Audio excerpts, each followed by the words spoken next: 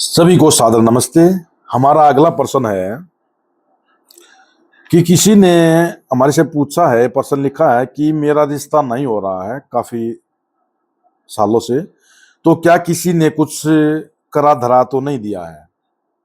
उनका प्रश्न ये है कि काफी वर्षों से मेरा जो रिश्ता नहीं बन पा रहा है, मेरी शादी नहीं हो रही है, तो इसमें क्या किसी ने कोई टूना टोटका या कुछ करा धरा तो नहीं है। जी नहीं, बिल्कुल कोई व्यक्ति,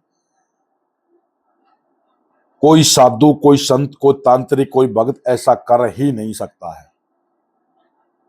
ऐसी कोई विद्या न तो थी, न है, न होगी कि दूसरे किसी के कार्य में विघ्न डालने वाली विद्या आज तक या आगे कभी ईश्वर किसी व्यक्ति विशेष के हाथ में नहीं देगा। अगर किसी व्यक्ति विशेष के हाथ में इतनी शक्ति ईश्वर दे देता है तो वो एक ही दिन के अंदर पूरी सृष्टि का विनाश कर देगा। वो घर बैठा बैठा किसी भी जीव को, किसी भी जंतु को छोड़ने वाला नहीं है, क्योंकि वो अलग बुद्धिमान है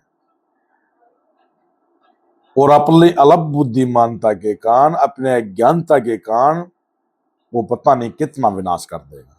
तो ऐसा सामर्थ्य ईश्वर ने कभी किसी को नहीं दिया है। अब ये भगत, ये तांत्रिक, ये चाहे जो कहें, लेकिन ऐसा सामर्थ्य, ऐसी शक्ति किसी के पास नहीं, कोई किसी का ऐसा कर ही नहीं सकता है। प्रश्न ये है कि उनकी शादी नहीं हो रही, तो उसके और कई कारण हो सकते हैं। हमारे पास समस्या यही है कि अगर हमारे को कांटा भी लगता है तो उसको हम किसी इस अंधविश्वास से ही जोड़ के चलते हैं।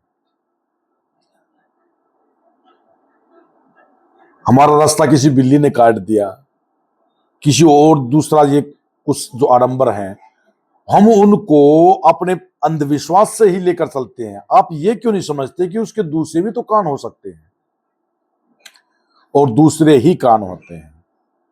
अगर चलते चलते हमें चोट लग जाए तो उसका अर्थ यह नहीं कि किसी ने हमारा अनहित घर बैठे कर दिया है, बिल्कुल नहीं। अगर हमारा शादी विवाह नहीं हो रहा है तो उसके दूसरे कारण हैं, उनको जानिए, उनको समझिए कि आपका जो रिश्ता नहीं हो रहा, आपकी शादी नहीं हो रही है, आपकी मांगे क्या है, एक शादी होने के लिए क्या क्या योग्यता है, क्या वो तुम्हारे अंदर है, नहीं है तो वो योग्यता अपने अंदर लेके आइए और फिर देखिए आपका विवाह भी हो जाएगा और सब कुछ ही हो जाएगा। विवाह करने के लिए आप जानते हैं सबसे मुख्य बात होती है कि आर्थिक रूप से समर्थ होना। जब आप आर्थिक रूप से समर्थ है, शारीरिक रूप से समर्थ है, तो देर सवेर ढूंढने से सब काम आपके सिद्ध हो जाएंगे।